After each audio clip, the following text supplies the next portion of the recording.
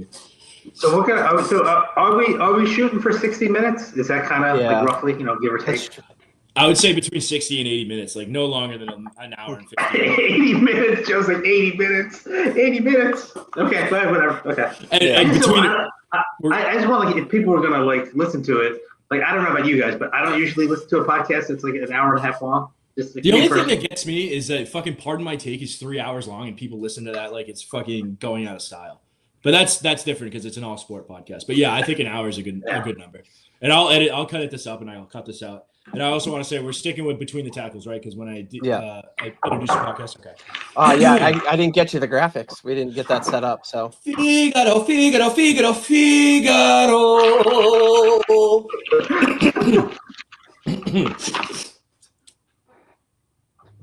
Ladies and gentlemen, boys and girls, welcome back to another edition of the Between the Tackles podcast. We're recording on a pretty historic day in America here. Charlie Kirk shot dead at his rally in Utah. The first thing and only thing we want to say about that is I think everybody on this podcast does not condone and condemns any kind of hateful attacks on anybody.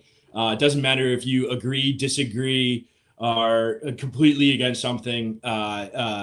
Killing somebody or even shooting them is just an unbelievably terrible way to go about it. So our thoughts and prayers are with Charlie Kirk and especially his wife and 2 young children. It's just gut-wrenching to see shit like this. Once again, I don't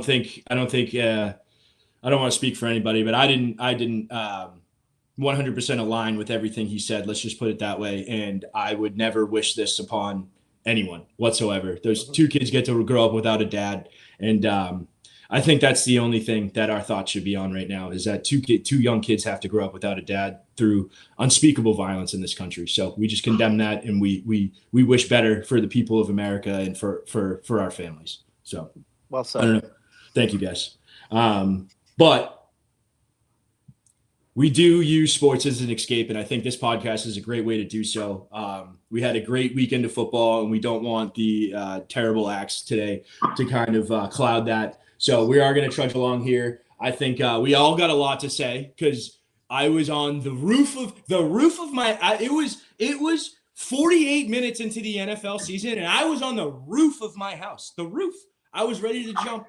Manish was on the way. He was like, Joe, I got in the car. I'm in Philly. It's going to be a little bit, but I'll be there. So we have a lot to talk about the Patriots. I know Manish wants to peacock a little bit because I think you were right about a couple things on that Thursday night game.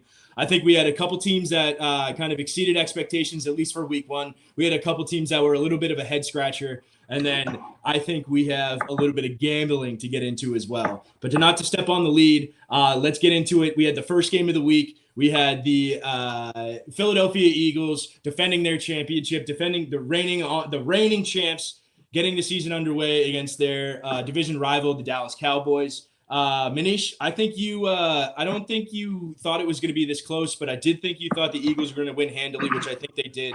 But I also think you had a couple other predictions about maybe some prominent players on the Eagles that kind of played out pretty well. Wait, hold on. Hold on a second. Burge, hello, how are you? I hope you're having a good day. I'm here.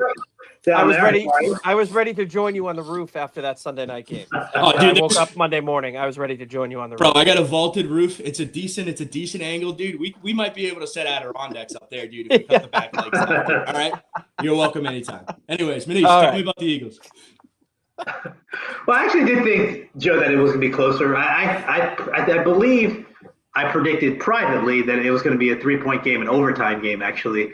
Oh, and you got to give the Cowboys credit. I thought, even though the numbers didn't reflect it, I thought Dak played really well. He made one pass that could have been intercepted in the second half. But by and large, I thought, he played exceptional. And if not for about 2 or 3 CeeDee Lamb drops in critical situations, I think we could have been looking at a very different outcome. Just a weird way, generally speaking, to start off the season, right? Jalen Carter, the Eagles' best defensive player, one of the best defensive linemen in the NFL, gets thrown out before the first offensive snap, but spitting on Dak Prescott. There was a spitter on the green. There was 2 spitters. Yeah, I mean, living in Philadelphia and hearing, some of the people make excuses for Jalen Carter was, interesting to say the least. Evidently, Dak spit first, but he spit on the ground and he was a few yards away. Ultimately didn't cost the Eagles. I think if the Eagles, you escape with a win, it's a division win. Obviously, you don't take those for granted, and maybe I'm just being hypercritical here, but I didn't think the Eagles looked particularly good. Their defense made the most important play of the game, which was forcing a fumble inside the 10-yard line from former teammate Miles Sanders.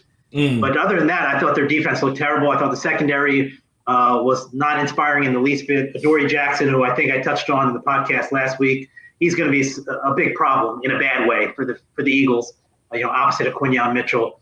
And Jalen Hurts, Jalen Hurts made timely plays with his legs. But by and large, the passing game was a very condensed passing game. A lot of short passes, dink and dunk. There's absolutely no excuse in any world where A.J. Brown gets one target and that target comes inside 2 minutes of the game.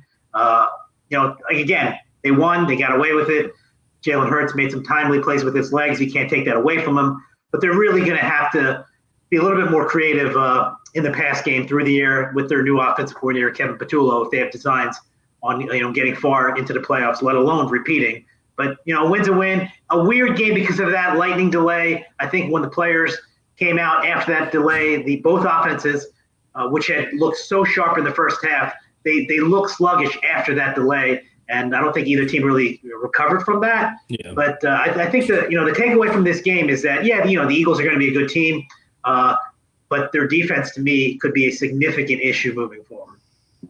That kind of seems like a common theme for week one, and I know we'll get into it with some of the way the defense is played. I mean, we were talking in the group chat about the Miles Sanders fumble, which was a pretty major kind of turning point in this game. And I know we had a little disagreement, but we kind of saw the same old George Pickens show up a couple of plays before that with that stupid penalty. We need George Pickens cam. We need a dedicated camera on George Pickens at all times. If you are playing NFL football, you need a camera on George Pickens. Sorry, Bears.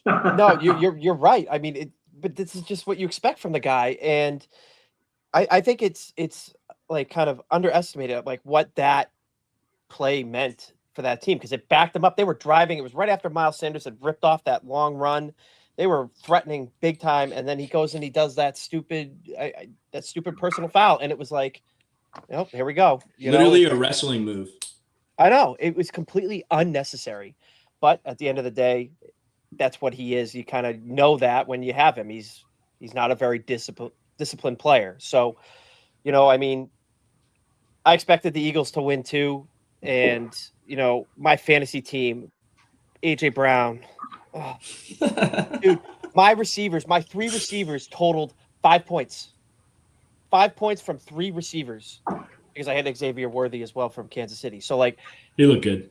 I totally agree. I totally agree with you, Manish, about there's no excuse at all. Like, one of the best receivers in the game gets one target for 8 yards. There's no excuse. I think that all ties into the whole thing that Manish started last week and kind of like alluded to just now. Like, Jalen Hurts did make some timely plays with his legs. I mean, like Dallas, dude, he ran the ball 14 times for almost 70 yards. Are you going to put a QB fucking spy on him?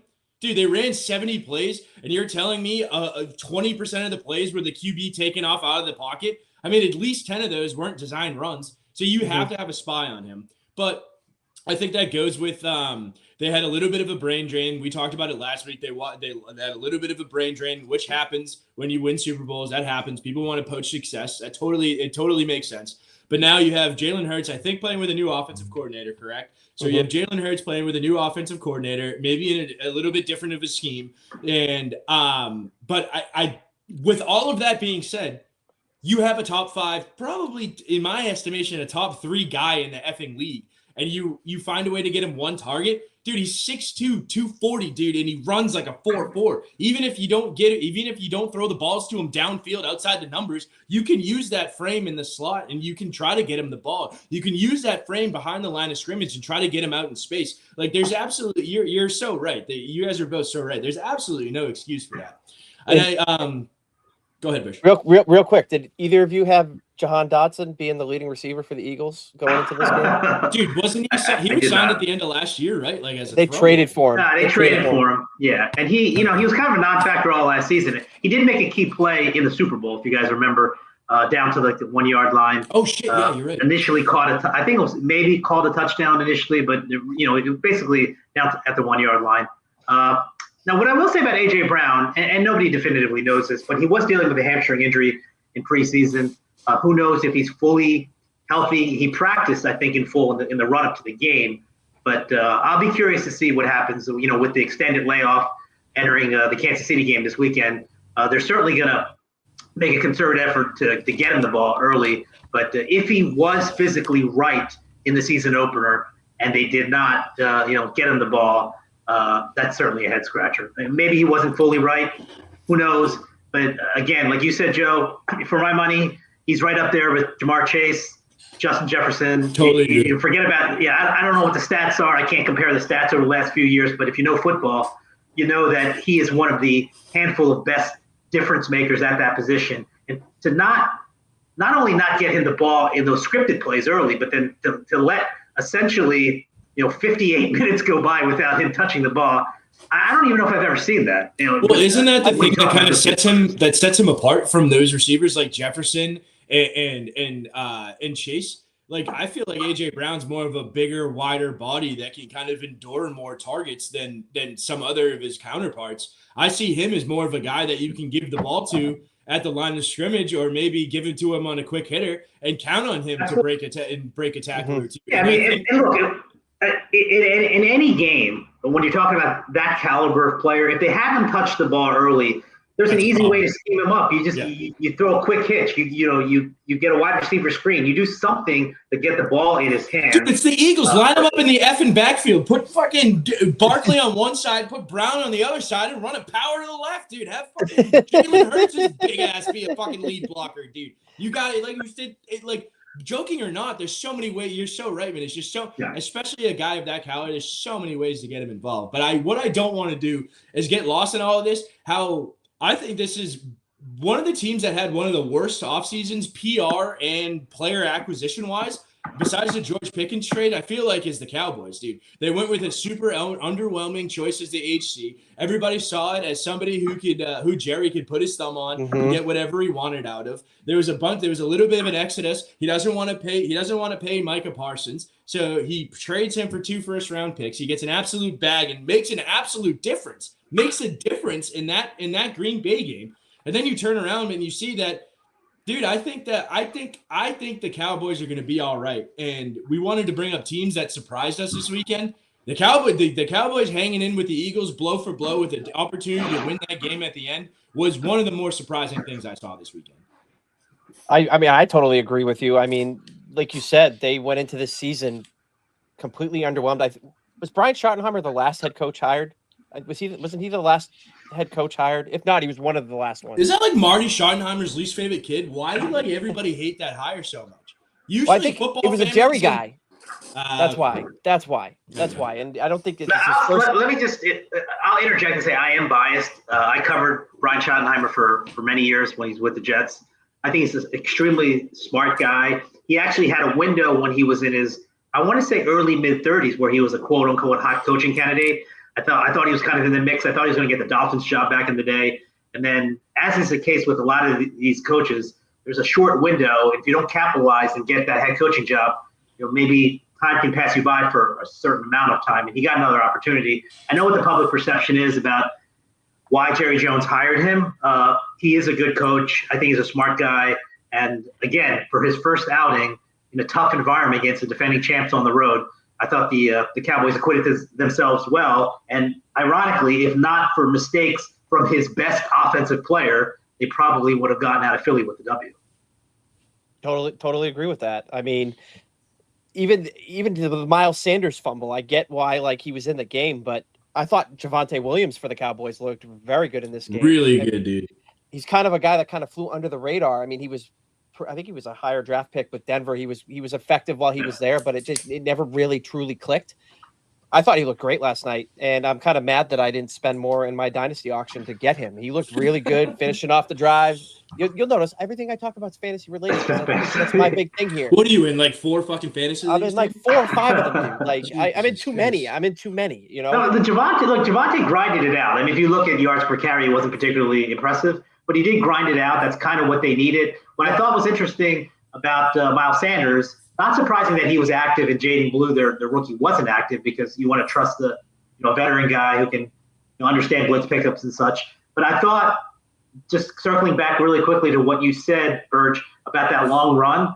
Now, Jaden Blue probably doesn't make the right read to get down the sideline running free. But if he did get to that point where he was running down the sideline, that's a touchdown. Zach Bond caught Miles Sanders from behind, and that wouldn't have happened with the younger player. But again, the younger player might not have hit the hole the right way and got to that point. Miles Sanders, to me, really uninspiring player at this stage of his career. Javonte Williams grinded it out. As you guys said earlier, he was a second-round pick by Denver, played really well as a rookie, had an ACL injury, and it's never really been the same since. But I think ultimately you're going to see Jaden Blue. I don't think you're going to see him in week 2. Schottenheimer came out this week and said he's got to be a little bit more consistent in some of the details.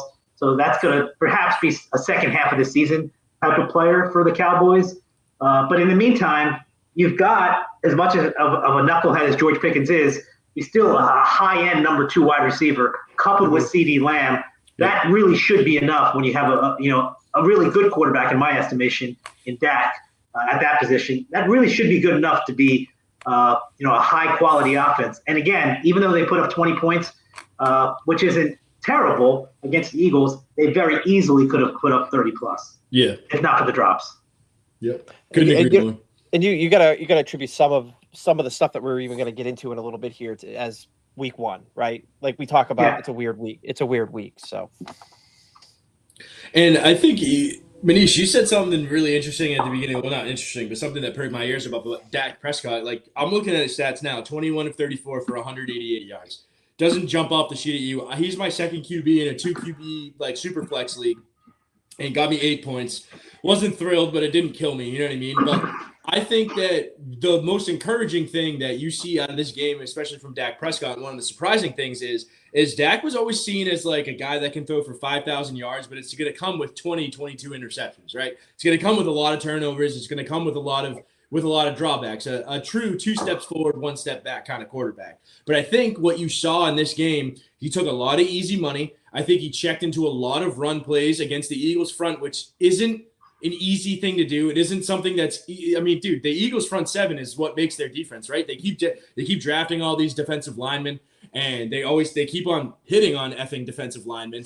But I thought that was something that was funny that you said that, Manish, because I thought the same thing when I was watching that game. Is like, yeah, this is Dak Prescott, but I think that, I don't know if it's some people talk about the 7th year fucking jump or something. There's some random jump that you make in the middle of your career where you become more of like a cerebral player or some bullshit. But I thought Dak Prescott, I think the encouraging thing for the Cowboys is I think Dak Prescott can play a brand of football that doesn't have to win 35-33 or 42-40 this year.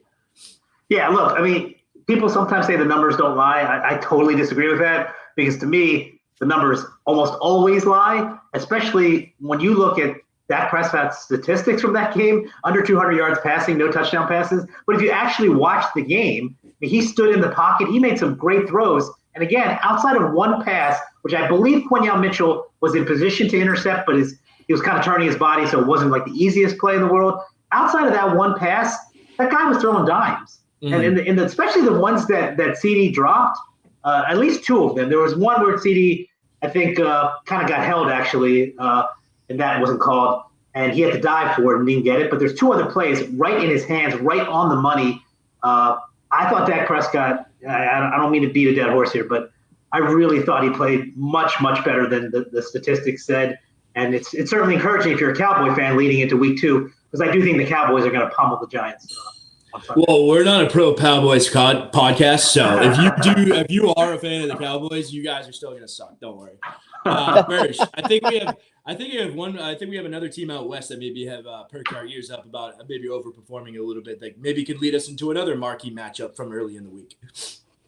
Out west. The Chargers are from fucking LA. Oh, I thought we were going to talk about other teams that surprised us. I thought we were going to talk about somebody else. No, it's all good. Yeah, well, the Chargers, I mean, they are who I thought they were, right? I picked them to win this week. And you let them off the hook, bro. And I'm not letting them off the hook. If they lose this week, I'm gonna let them off the hook. No, I think that they looked like a well-oiled machine in Kansas City, beating the defending AFC champion Chiefs. I thought Justin Herbert was sensational in this game. Might have been his best start of his career. You know, it was even nice to see Quentin Johnson get involved. I know there was a couple, early in his career, his rookie season, he's dropping passes, labeled a quick bust, but they were clicking. And say what you want about the Chiefs. I mean, we all have our personal opinions of, especially you and I, Joe, about the Chiefs. But like, no, just you. Okay, all right. I'll sit on that. I'll sit on that island. You try to throw it around like that. That's fine.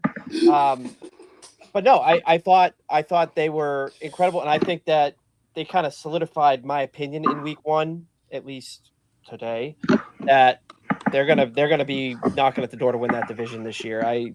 The running game, Amari and Hampton, I mean, they didn't get a whole lot of work, but I'm very encouraged to see where this team is going next week, and for the rest of the season, because I've gone so back and forth on Justin Herbert throughout his career, where I'm like, oh, he's going to be the next guy, and then he looks like he gets hurt, and then it's like, oh, is he ever going to come back?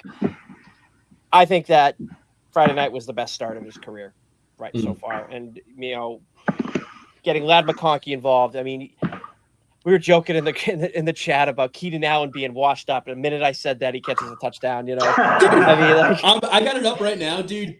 7 receptions on 10 targets for 68 yards and a touchdown at 105 years old. I know. As their number 3 receiver there. So I truly believe that this team is, barring injury or anything like that, with a great head coach and Jim Harbaugh, they're destined for some things this year if they can keep it going. Yeah, I don't like Burge. Like, unlike you, I've never waffled on Justin Herbert, and I've taken my fair share of heat, given some of the, ups and downs that he's had the last few years. I think from a talent perspective, he's every bit as talented as everyone other than Patrick Mahomes, Josh Allen. I think he's as talented. I'm not saying he's better than Joe Burrow, but he's as talented as Joe Burrow. Maybe this is an MVP season. Maybe this is just a week one outlier. I don't know. What was encouraging as a Justin Herbert fan is that Greg Roman actually let him throw the ball. I think a lot of people went into this season thinking that it would be a two-headed monster with Hampton and Najee Harris, and when Najee Harris was out for much of the offseason because of the fireworks incident, maybe it'd be Hampton and somebody else, because Greg Roman typically likes 2 backs. Either way, in that narrative, Justin Herbert airing the ball out was always like a second fiddle narrative. It was always going to be, well, they're going to run the ball. Who are the running backs that they're going to use? And then when Rashawn Slater was lost for the season in the summer, people certainly didn't think that this would be a pass-first type of offense. And, I mean, we'll see how it shakes out. To me, Hampton, the best part about Marion Hampton is that he played a lot. I don't think he particularly looked that good. He had a couple plays here and there, but overall the running game struggled. And maybe that was the reason why Greg Roman turned to Herbert to air it out so much. But if he has 3 viable weapons all season in the pass game like he did in week 1, and that's a big if because Keenan Allen is older and Quentin Johnston has been highly erratic as a former first-round pick, but he's clearly talented. I think the only guy that you can really say for certain is going to be a week in and week out contributor is Ladd McConkey. The other 2 guys had great week ones. You don't want to take it away from them. Whether they can withstand that and be consistent, I should say, for the next 3 months remains to be seen. But Justin Herbert to me is he's a top 5 quarterback in my mind. I know people make jokes about him and call him Mr. Hypothetical, and he played terribly against the Texans in the playoff game last year, even though he had an unbelievable team. He had a very Aaron Rodgers-like touchdown interception ratio last year, 23 touchdowns, 3 interceptions, and then he laid an egg along with the rest of the team in the playoff game against the Texans. But, I'm actually kicking myself because a week ago I said the Broncos could dethrone the Chargers in the AFC West, and I said I think 3 teams from the AFC West potentially could make the playoffs. When a year ago at this time, I thought the Chargers could win the AFC West, and nothing really has changed. So I don't know why I moved off of that other than siding with Sean Payton over Jim Harbaugh. But I just think Justin Herbert is an unbelievable player. Is he going to play at this level every single week? Probably not. But the skill set is there. Yeah, well, look, if they just give him an opportunity each week more than they did a year ago when they really were a run-centric team, if they give him that opportunity and allow him to make the difference-making plays week in and week out, I think he's going to be successful more times than not. So I just love the guy. I've always been a fan of him. I believe he's a top 5 quarterback. Nobody else can tell me that anybody other than Joe Burrow, Josh Allen, Lamar Jackson, and, of course, Patrick Mahomes are better. I'm not taking any quarterback above him other than those guys. And I don't care if you won the Super Bowl MVP. I don't care if you've been to Super Bowls. I know what my eyes see. And when I watch him play, if he has some semblance of protection, he is much better than anyone other than those guys. And on some days, he's as good or better than those other guys I mentioned. Dude, I'm so happy to disagree. I think fucking Justin Herbert is just Peyton Manning 2.0, dude. He is an excellent regular season quarterback. You know what my eyes told me when he lost a 28-0, not 28-3, not 28-3, 28-0 lead to the Jaguars, Jacksonville effing Jaguars. They lost a 28. Like, I understand, dude. I totally get it. And I think the reason why they drafted tackles high in the draft back-to-back years with Roshan Slater and then Joe Alt, I understand that they need to get their protection up to speed. But, like, I am one of those guys who I'll draft Justin Herbert in fantasy. I'll root for him. He's really fun to watch. But I will – if he needs to win – He needs to win 2 playoff games convincingly in a row before I ever think about taking U.S. currency from a bank account that I worked hard to build and putting it on him. So I agree with you. This is definitely one of his better games as a pro. He's definitely improving. He's in a much better situation. The protection's better. The running game's better. I think the coordination's better. And having Harbaugh as the head coach, as a leader of men, I think is always going to be a good thing. I mean, look what he did with F and J.J. McCarthy in we'll talk about him later, but look what he did with the Michigan team, dude. He's a leader of men. So I agree that he's in a great spot, and that might lead him to be more prepared in the playoffs. But, dude, I don't know. We'll talk about Drake May, dude. But, like, when I see the game get close, I see the tightest little bung on that dude, man. And it's going to be hard to shake. And I think that he can, dude. He's a young guy, dude. He's a young, talented guy. All he's got to do is throw for 5 touchdowns and fucking shut me up in one playoff, no picks in like one playoff game and shut me up. And I'll be on his team. But I just think he just strikes me as a Cali cool guy who, when the going gets tough, he might turtle a little bit. But that being said, man, does he have the perfect coach to coach that out of him. Side note here, Manish. Thanks for telling me to draft Ladd McConkey last year in my rookie draft. No way. There you go. He's the reason I took him. He's the reason I took him. Yeah, well, a couple things, Joe. I don't want to make this into a Justin Herbert podcast, but we could do a bonus Justin Herbert we got podcast. time, dude. They were up 27-0 against the Jaguars.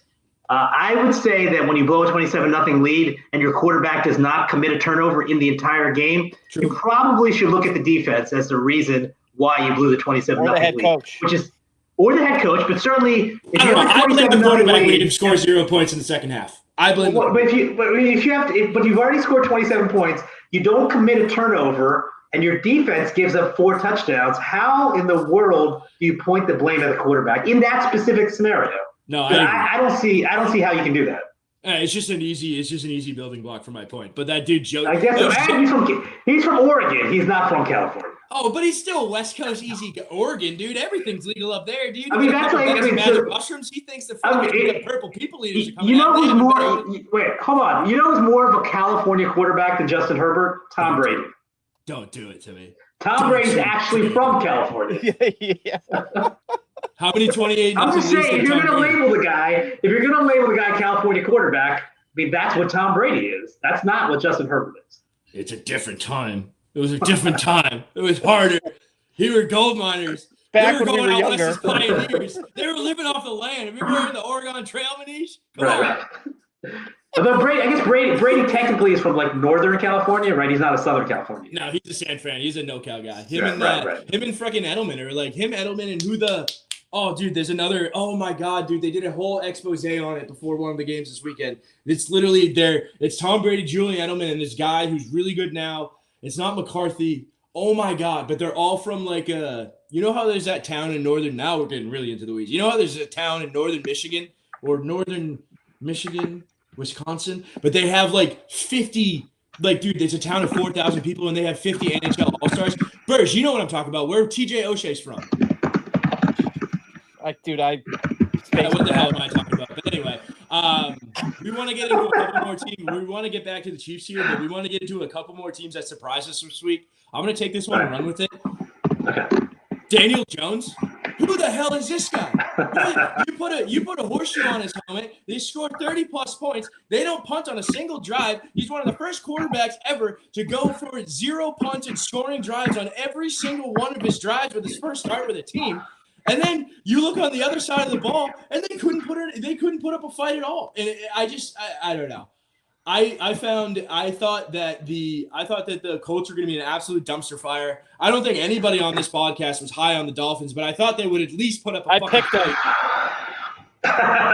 So 2 of us on this podcast weren't very high on the Dolphins, but I don't think anybody predicted a 25-point victory for the Colts. I don't know about you guys. Well, I certainly didn't. I had them as an underdog winning this game, and like I am more often than not, I was wrong. We could say that Daniel Jones was great in this game, the Colts were great and everything. Week 1, but I don't think we're talking enough about the Dolphins side of that game. You know what I mean? Like there's that whole thing going on with Miami. I don't want to get into all that. I'm sure we'll talk about it when we get into the Patriots stuff. But, you know, 0 points in the first 3 quarters. 0. I certainly did not think that the Colts were going to look that competent. And they looked borderline elite. They looked elite in that game, you know, given the opponent and everything. Will it continue this week? Who knows? But it certainly is a nice story for, you know, the revival of Daniel Jones's career. Dude, 22 of 29, 272 yards, a touchdown, 0 picks, 87 QBR with a 116 QB rating. It's going up against Tua Tagovailoa for 14 of 23, 114 yards, a touchdown, 2 picks, a QBR of 2.7. So he had my GPA at Plymouth State as his QBR. Great job, buddy. And then with a rating of 52. Yikes, dude. Yikes, man. Yeah, look, I think Daniel Jones is a nice week 1 story. It remains to be seen if he'll be a nice week 2, week 3, week 4 story. And at Burge, as you said, I know we'll talk about the Dolphins, later in the podcast when we touch on week 2 in New England. But just to keep it brief, I mean, the Dolphins look like a complete mess. They look like, I can't believe it, I'm going to say this, but they look like the worst team in football. I don't think they are. But they didn't look any better than the Saints, and you knew going into the season the Saints would stink. But the Dolphins just look completely out of sorts. They got some more, question marks on their offensive line entering the season. They got some injuries on their offensive line, I believe, during the game. The passing game's non-existent. It's funny. I was joking with some friends entering the game. I called it Happy Ali Gordon Day because I thought that their rookie running back would have a really nice game, and he was a non-factor because the offense, couldn't move the ball. They got a lot of work to do, or I think Mike McDaniel might be the first guy on the chopping block, sooner rather than later.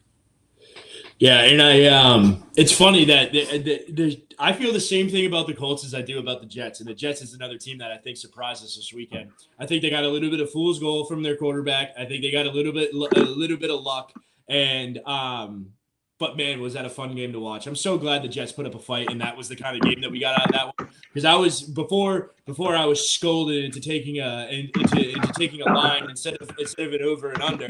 I had the Jets Pittsburgh under 39.5, and I think it hit somewhere in the third quarter.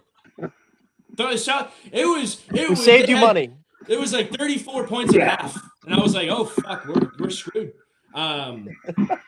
But yeah, I thought that was a what we call a pleasant surprise in the industry. I think the Jets putting up an effort that game week 1, Rodgers going back there, and I know we're gonna keep it football, but dude, his effing press conference after the game about how he like I can't remember the direct quote, but like he was like happy to beat the Jets. Dude, listen fucking here, buddy. They gave you $100 million guaranteed to pop your fucking Achilles 4 minutes into the fucking season. They signed every single one of your friends out of the senior citizen home. And they gave him guaranteed fucking money just for you to mail it in the season after they fucking bent over backwards for you, tearing your ACL, letting you rehab, putting out all this PR that you might come back in the season to keep everybody fucking interested. Then you come back, you half-ass it and lead them to a non-winning season and a non-playoff season last year just to fucking dip and half-ass not commit to the Pittsburgh Steelers, and then you go to the podium and say you're glad to beat the team?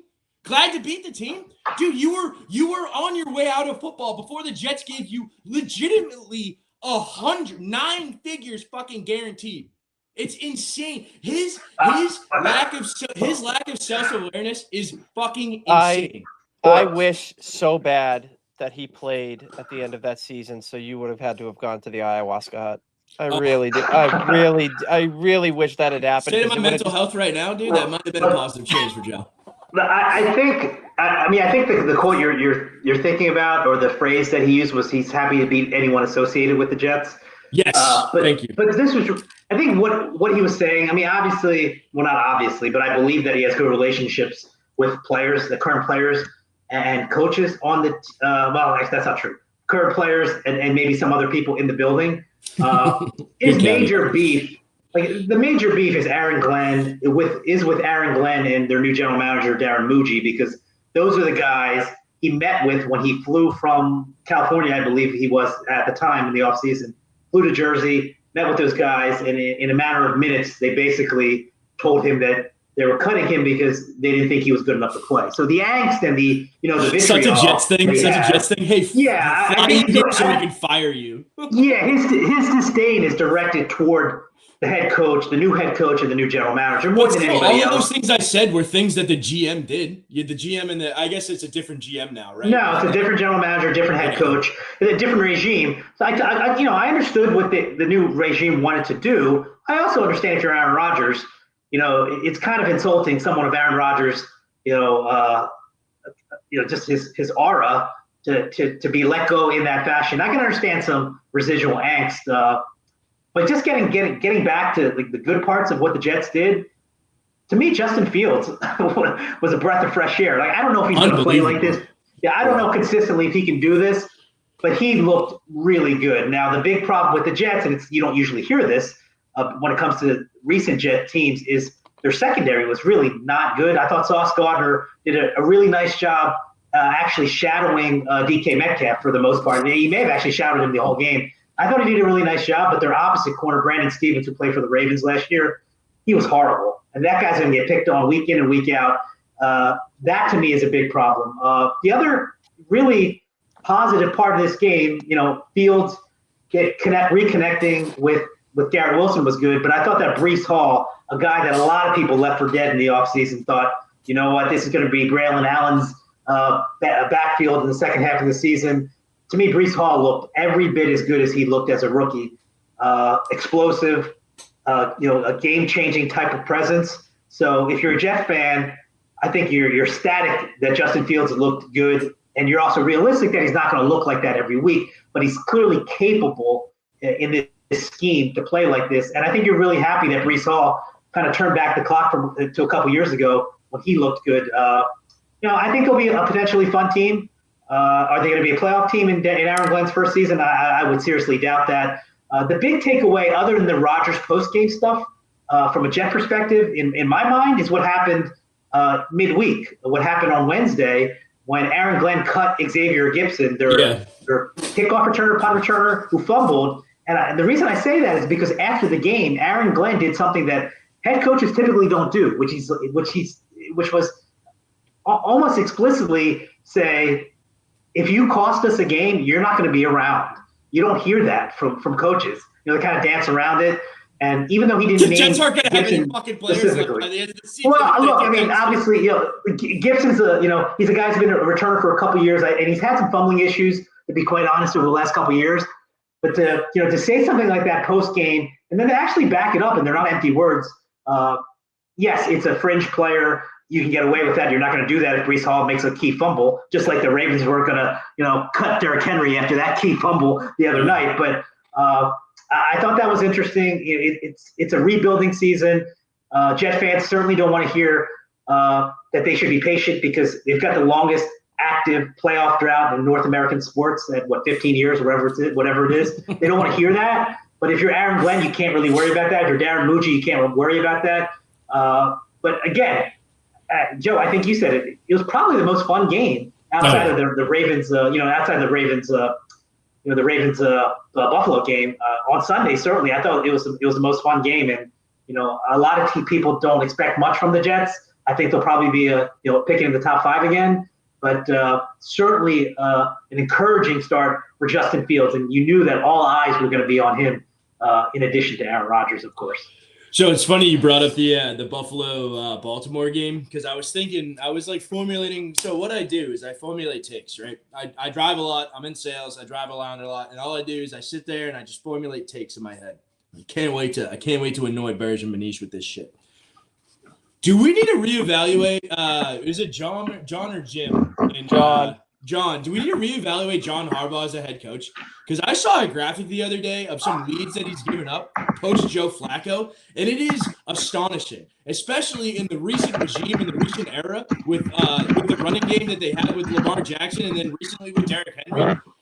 Shouldn't that be the perfect team to salt away victories and to salt away games that they have big leads on? Like it just flabbergasted me that a coach like that, who's a rah, like attention to detail guy with a running game, the way he has the running game going right now, can't salt away these victories when they have 10+ point leads. I mean, I think it's a fair question to ask, but like if we're going to talk about this game the other night, I mean, there were some missed kicks. He had the fumble that even had Buffalo within the distance at the end there. I mean, they basically gave Sean McDermott a gift after he took points off the board because of a too many men penalty, and he ended up not getting the 2-point conversion. Like that would have been enough, right? I think it's fair to question that because I mean, how long's it been? I mean, we're now going on 13 years of him being there with no, Super Bowl. And there's always these they're always among the best of the league. Super Bowl contenders year in and year out. You got a prime Lamar. You got a Derrick Henry who still somehow is in his prime. How the hell is he in his prime, dude? Like he's still at the age of 30 running like he's 25. And I mean, I wouuld be standing in front of him trying to tackle him. Absolutely not. That dude would truck me over. I hate standing in front of my TV when he's running the ball. Dude. Yeah. But like, it's just one of those things. Like, it's fair to question his ability to close because I'd be curious to know how many of those losses that he's had that you mentioned, Joe, were like him trying to go for 2 at the end of the game to win it as opposed to kicking and going to overtime because he's kind of notorious for doing that. Yeah. But I also think he's also Bill Belichick talks about like teams that do what they do to win or do what they do. You know what I mean? And I feel like the Ravens and the Steelers especially are some like really good examples of teams that just do what they do. Like they're just gonna do what they do. If they're up 41-0, if they're down 41-0, they're just gonna do what they do. They're a ground and pound a chuck and duck team, and they try to play good defense. Like it's not but when you I don't know, man. There's something wrong, dude. If you're losing those leads, there's something wrong. We can move on from it. Look, I have to be the resident John Harbaugh apologist here. I love John Harbaugh as a head coach. I don't think you can overestimate the importance of consistency over a long period of time, which is probably the same reason why I like Mike Tomlin so much. But you can't blame the loss the other night on Harbaugh. If Derrick Henry doesn't fumble, they likely win the game. And if you just rewind to the playoffs last year, are we really pinning that loss on Harbaugh when Mark Andrews fumbled late and then dropped a 2-point conversion? I just think that, the coach obviously gets the most blame, most credit to probably if things go well. But like for those specific examples, the other night and then the playoff loss last year, I don't think you can blame John Harbaugh for those. I mean, Mark Andrews, a Pro Bowl, All-Pro tight end, screws up twice in the fourth quarter, and then Derrick Henry, like the most vicious runner in the NFL, fumbles. I mean, how are you going to pin that on the head coach? I just don't think fumbles are worth 41 points. I guess that's what I think. But I totally get where you're coming from. No, the defense is a problem, but I'm saying like they would have won the game if Derrick Henry did not fumble. That's all right. When you put it that way, that's completely true. But it's sometimes when you see a pattern that goes through quarterbacks, through coordinators, and through different personnel, then obviously you just like look for the common denominator, right? Well, isn't the pattern that they win consistently over a decade and a half, 2 decades? How many Super Bowls since 2012? Okay, well, not everybody's the Patriots. Not everyone's Bill Belichick and Tom Brady. But if you take the Patriots and the fucking Eagles have 2 Super Bowls in that time, dude. Get out of here, man. I'm just saying that the idea that now you're going to top 3 quarterback in the NFL. They have considered a very good quarterback, a head coach in the NFL. And when was the last time they were in an AFC Championship game? It was fucking 2 years ago, and they lost it. And they lost to the Chiefs. Okay, fine. So if they've only had 2. Okay, so you can't count this season because there's been no playoffs, right? So in the last 2 playoffs, one of those 2 playoffs, he's made it to the conference championship game. I mean, 1-3 in their last 2 playoff runs. I mean, we can play semantics with numbers. Sorry, how can you be 1-3 in 2 fucking playoff runs? We can play with numbers any way you want. All I'm saying is that over 2 decades, which is an outrageous amount of time, the Ravens are consistently one of the best teams in the NFL, and that shouldn't be overlooked. I mean, I know that everybody wants to win a Super Bowl, obviously. I mean, John Harbaugh would tell you that they want to win Super Bowls, but there's only one Bill Belichick for a reason, and there's only one Tom Brady for a reason. John Harbaugh, to me, always be careful what you wish for. I'm not saying that the Ravens couldn't find a guy who could be successful, but this level of success is insanely difficult to achieve. And in my adult life, there's only been 3 guys that have this level of success. One's on a level, 4 guys. One's on a level, all to himself, Bill Belichick, and then there's Andy Reid, and then Mike Tomlin and John Harbaugh. That's it. 4 guys, last 25 years, who have had that kind of success over such an extended amount of time. And I know that Steelers fans get restless sometimes. I know this because I have a couple close friends who are Steelers fans. They get angry, agitated at Mike Tomlin because they haven't won a playoff game in X amount of years. Or maybe they're Ravens fans that feel the same way about John Harbaugh. All I'm saying is that if you're looking at the problem with the Ravens from year to year, I don't think the culprit is the head coach. Just my opinion. I mean, you obviously disagree. But I think the head coach is one of the reasons why the franchise is always in the hunt to win a Super Bowl for 2 decades, which 95% of the franchise in the NFL cannot say. No, and obviously you make a compelling argument. That's why the whole reason we do the show. You know what I mean? If we agree all the time, shit's gonna suck, dude. But no, grass ain't always greener, man. No, but grass ain't always greener. I agree. I totally agree with what you're saying. My point is when you. Let's just make sure we get to the Patriots. Let's say we agree to disagree. We agree on one thing, and that's Bill Belichick, and is a class by itself. You know who's not fucking Bill Belichick? Mike goddamn Vrabel. Burge, go. Well, I'm not going to sit here and call out Mike Vrabel. Oh my God! I ain't going to sit here and do that. After week 1, it's 1 week, 1 game. Relax. I will say, this shit's so fun. I could have been fooled on Sunday that Mike Vrabel wasn't even with the Patriots.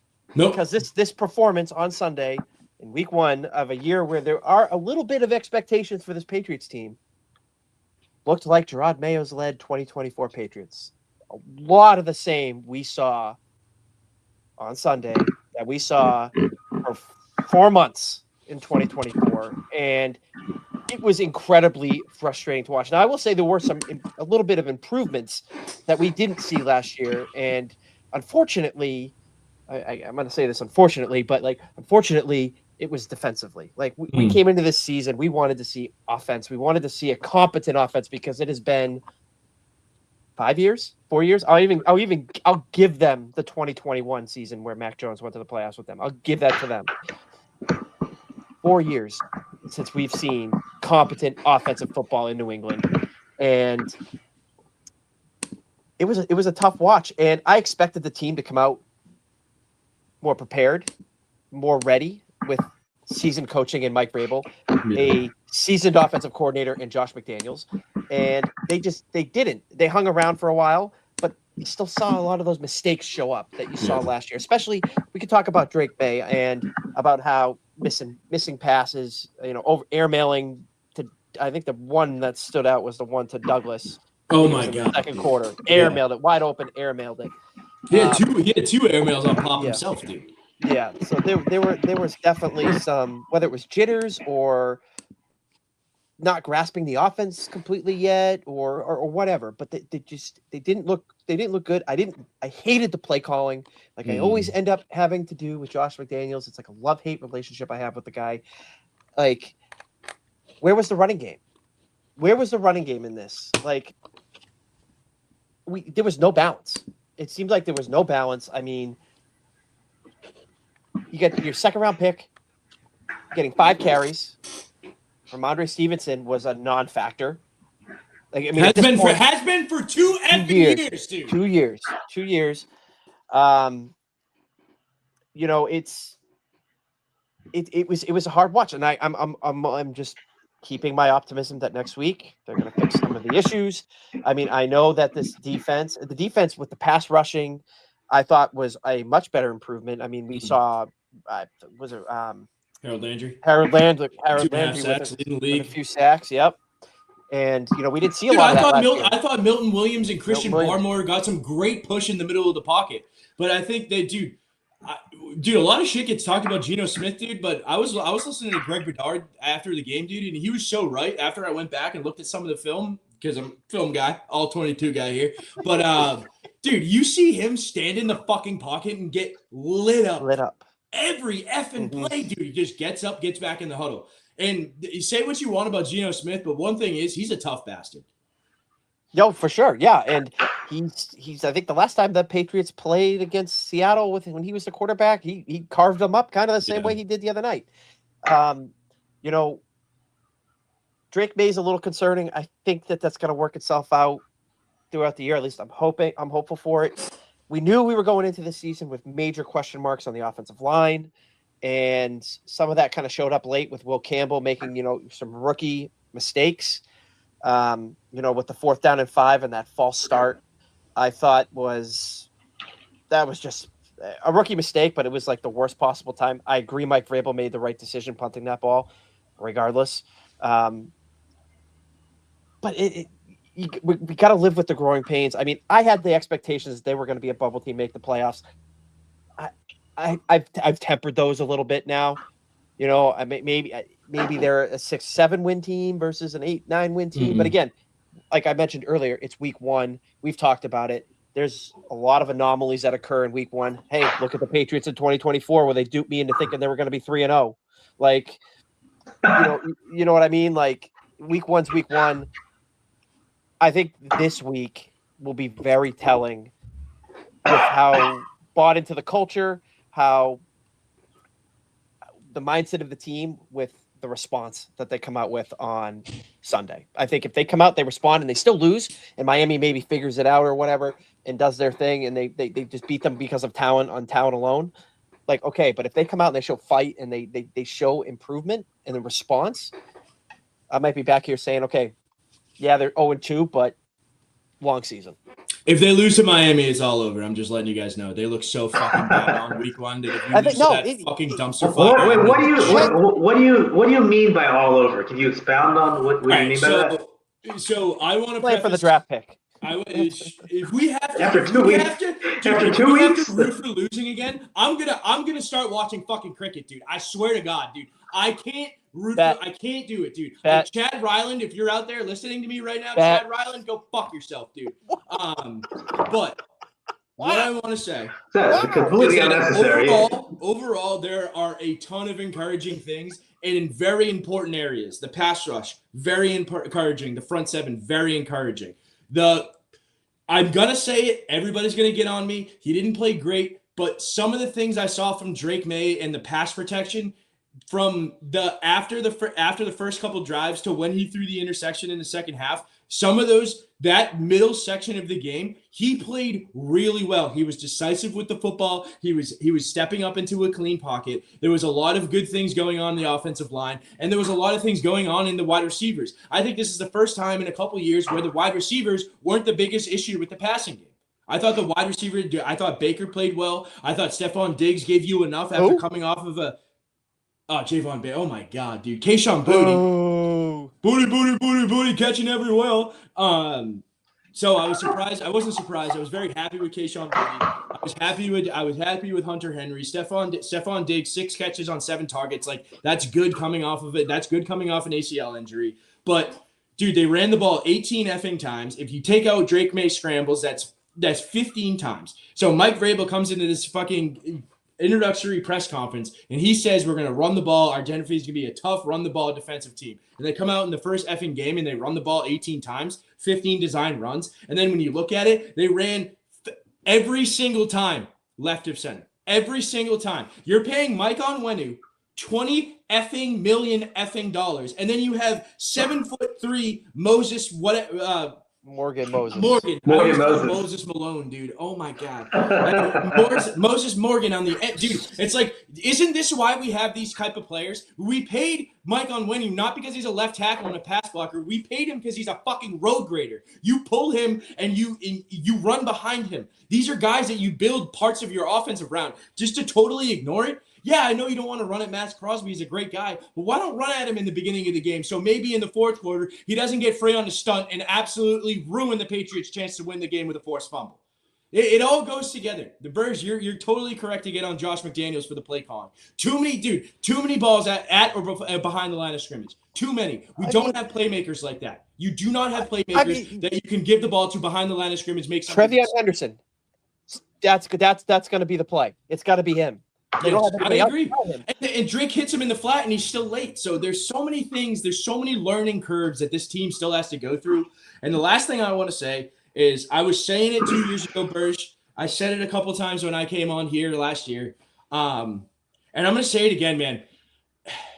I love the guy. He's brought me a lot of happiness. The biggest problem in this fucking organization is Robert Kraft. It is the biggest problem in this 100%. Organization. He hires Mike Vrabel, and instead of giving him the keys, which he did to Bill for 20 years. The only thing that's ever worked for the Patriots is you bring in a football guy and you give him the keys. What did Vrabel do every time you had somebody forced upon him in Tennessee? They were fired. So what you do after that,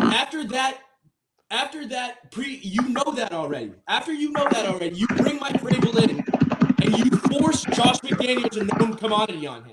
Not to mention, if anybody fucking noticed that is the Josh McDaniels offense not the exact opposite of what Drake May needs right now? Drake May needs to throw the ball down the field. He needs to get the ball out of his hands. He needs to stop effing thinking and let it rip. He can't. All right. I ain't going that far. I still believe that Josh McDaniels is the right guy to be here for Drake May. The guy is a great offensive coordinator, and I think we're going a little strong on the hate of if Josh the scheme was different, I would be way behind. Dude, he is a great guy if you go 9-4 with Mac Jones, we should elect you something, dude. Grand Poobah something, dude. Like you're excellent at your job, but just Drake May's skill set and the offense that they're trying to run doesn't feel like a great match. Wait, we just calm down for 1 second? Absolutely not. Absolutely not. I think it's one game, so and Drake May had a 17% off target rate, which is horrible. I don't know if you can blame Josh McDaniels on that, but those are things that Josh McDaniels was hired to help the young quarterback with, and you got to give it time. It's one game. The other part of talking about how good Geno was, and I think Geno is a highly underrated quarterback. The Patriots didn't have Christian Gonzalez. They probably won't have Christian Gonzalez again in week 2, so that's something to consider. It was an underwhelming performance, as you guys have said in a number of different ways. I hardly think it's anything to panic about. Mike Vrabel still, in my estimation, a great coach, and I think you'll see as the weeks and months go on, that will manifest itself. First game, new head coach, new coordinator, young quarterback.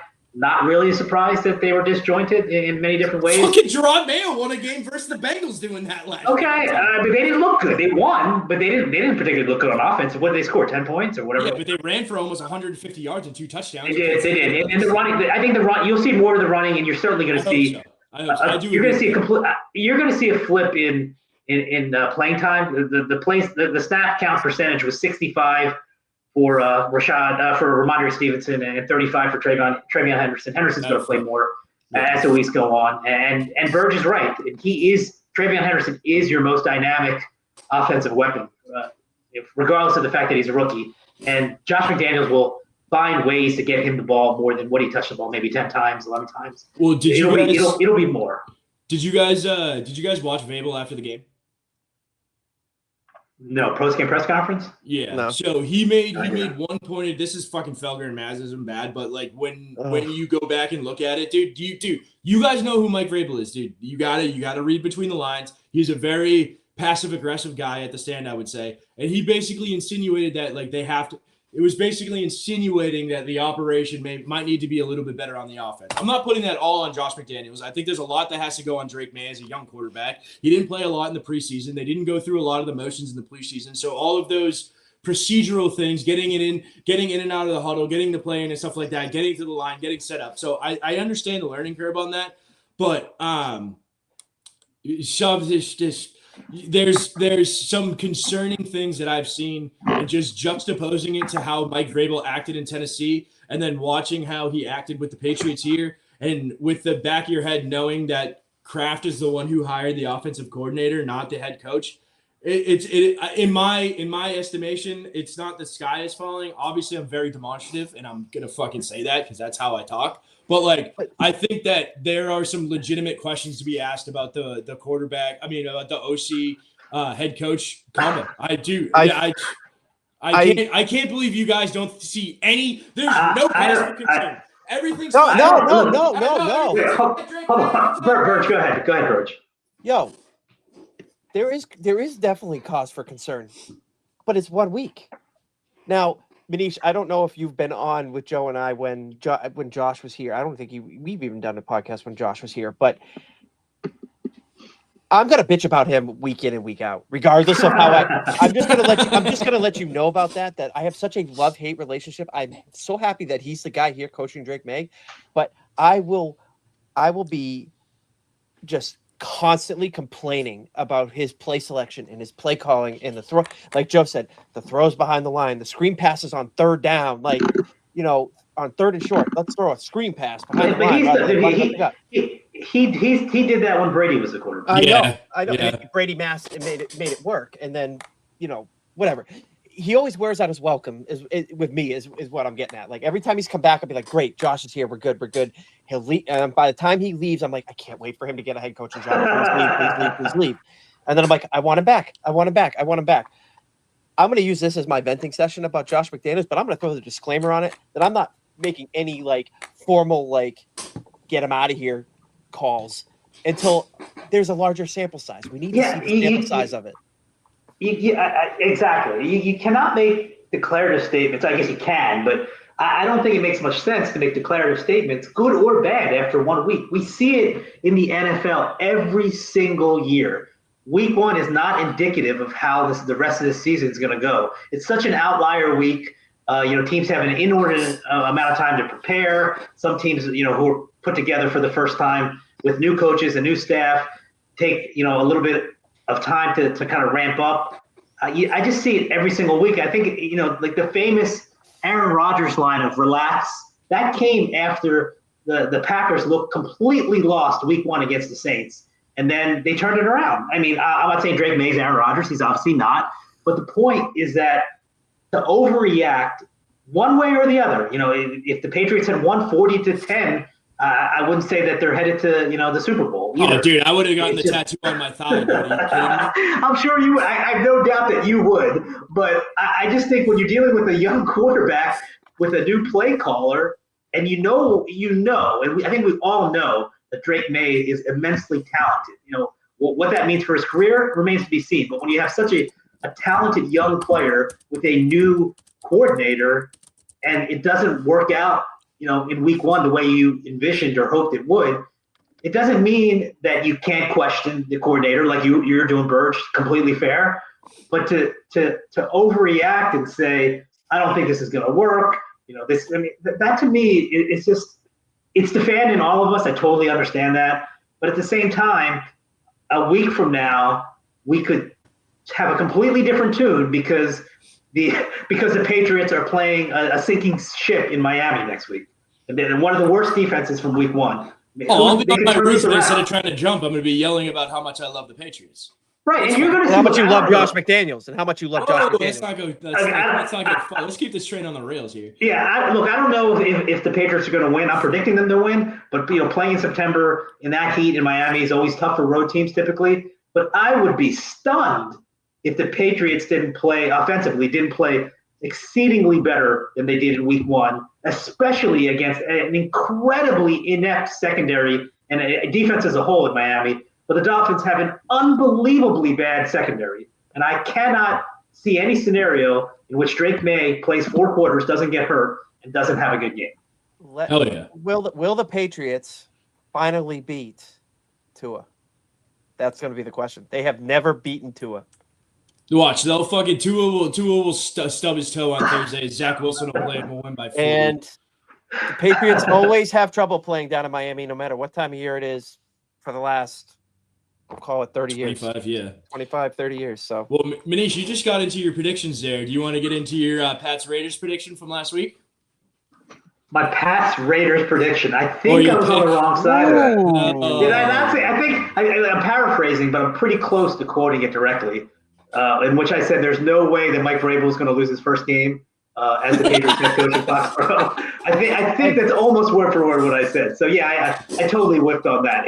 Well, how do you think about the only game after that analysis, Manish? I thought we were going to win handily. It was like that's why I'm staying away from this game in week 2. Now I think they're going to play better offensively, but there's also a small part of me. The Pats are a 1.5 dog right now. Yeah, there's a small part of me that still can't believe that the Dolphins' offense was as inept as it was last week against the Colts, but their offensive line is in shambles. So maybe all those skill position players and those shiny toys that they have don't really matter because the protection won't hold up for Tua.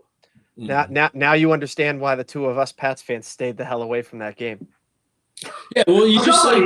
This is half of this podcast is devoted to the Patriots, and for none of us to pick the Patriots week 1 game, that would have been outrageous. So I took one for the team. I was into it. I took it for the team, and I lost.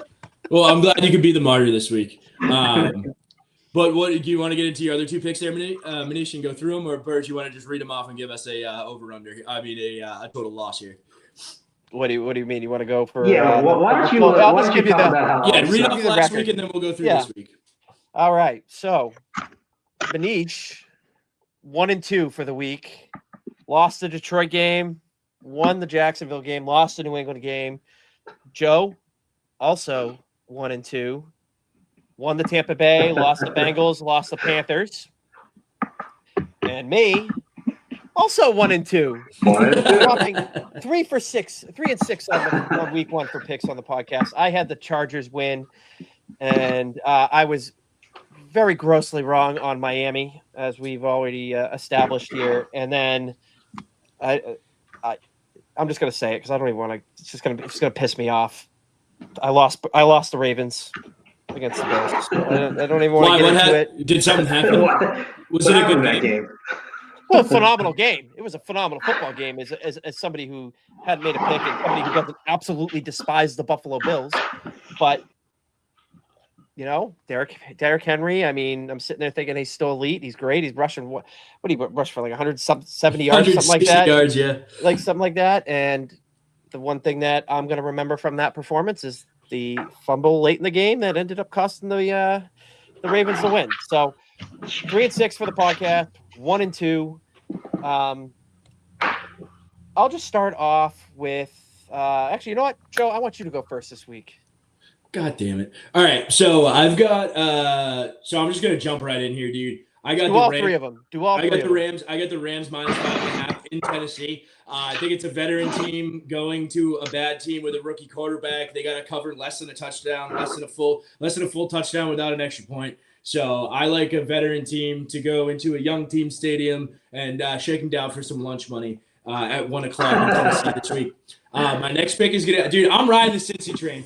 Dude, they had 7 yards of 0 yards offense in the second half. They won by 1 fucking point. I bet them to cover because I thought they were going to come out a little bit better in the early season. I guess coming out better in the early season is Zach Taylor is just winning, just winning. Doesn't matter about covering, just beating one team week 1. So I'm going to ride them going to Jacksonville. Having Jacksonville come in, they'll be at home. Cincy minus 3.5, over under 48.5. I like the over in that game too. Stay tuned. And then the last game that I want to pick this week is I've got Tampa Bay plus 2.5 on the first Monday night game in Houston. I just love this Tampa Bay team. You got veterans littered everywhere, and then you got an infusion of young talent in the wide receiver pool. Baker Mayfield knows how to get it done, and they're getting 2.5 points versus a team that I think should have been our disappointing list week 1 with the Houston Texans. So just to round up my picks, I got the Rams minus 5.5 going to Tennessee. I've got Cincy minus 3.5 at home versus the Jacksonville Jaguars, and then I've got Tampa Bay plus 2.5 going to Houston on Monday night. Don't like that Cincinnati pick much, but we'll get into that in a little bit. Manish, give it a go. All right, I'm taking the biggest dog of the week, I believe. The Browns are getting 11.5 against the Ravens. Let's be honest. The Browns, for all the reasons that Joe just mentioned, the Bengals did nothing in week 1 in the second half against Cleveland. If not for an extra point miss and a field goal, the Browns would have beaten the Bengals. I thought Joe Flacco looked reasonably well. I mean, he threw the ball 45 times. You don't want to get in the habit of doing that with an old quarterback, but I thought he looked pretty solid. 11.5 points is just too much. The Browns have probably the best young player that very few people were talking about this summer, but I think they're going to be talking about a lot over the next 3 or 4 months, and that's Harold Fadden Jr. Their tight end, H-back, dominated college football last year, was used in a variety of ways in week 1. Just a versatile weapon to kind of complement what David Njoku can do at tight end, but different types of players. I think he's a difference maker in the making, and you saw elements of that in week 1. I think that'll continue in week 2. And again, 11.5 points, way too much for my money, a division game. I'll take Cleveland. The next game I'm picking is also a division game. The Bills on the road against the Jets. And we talked about how good the Jet offense looked with Justin Fields in week 1, but dealing with Aaron Rodgers, who threw for 4 touchdowns against them, is one thing. Dealing with Josh Allen is a completely different animal. I think Josh Allen controls this game. As I said earlier, the cornerback opposite Sauce Gardner, Brandon Stevens, stinks. I think the Bills will take advantage of that. Keon Coleman, you saw him make a nice debut in his second season. I think that'll continue depending on how Sauce Gardner lines up. But I think the Bills are just too good. The Bills defense particularly not good. But as I said earlier about Justin Fields, seeing is believing when it comes to consistency. I don't think they have enough firepower. 6.5, a lot to lay, or a lot to lay on the road. But I think the Bills are that much better. So I'll take Buffalo minus 6.5. The last one, I'm going with another division game. This is a team that is undoubtedly one of the, or we think is one of the 2 or 3 best teams in the NFC. They laid an egg in week 1. I'm talking about the Detroit Lions. Looked completely out of sorts. New offensive coordinator, new defensive coordinator. The offense looked completely lost in Green Bay. They come home for, I think, a get-well game against the Bears. The Bears, they played well for half against Minnesota on Monday night. Regardless of what people might think about Caleb Williams, I think as a whole, there's still a lot of holes in his game. And, again, I can't see any scenario where the Lions, coming off of that loss, lose at home to fall to 0-2. I don't see that happening. I think they win. I think they win comfortably. They're laying 6.5, and I think it's a double-digit win for Detroit. Love it. Hell Love yeah. it. All right, I'm going to go with a team. I'm going to start off. I'm going to go with a team that I picked as my only win in week 1 against the Kansas City Chiefs. That's the Chargers. I have them just continuing right where they left off, man. They're playing the Raiders. We saw what the Raiders were in New England. The Chargers are a much different animal. I like Herbert to keep rolling, and I don't have as negative an opinion about Justin Herbert as Mr. Sure over here. So give me the Chargers to keep it rolling. I'm also going to pick for my underdog of the week, going right against Mr. Sure again. And I'm going to take Jacksonville plus the 3.5 against Cincinnati.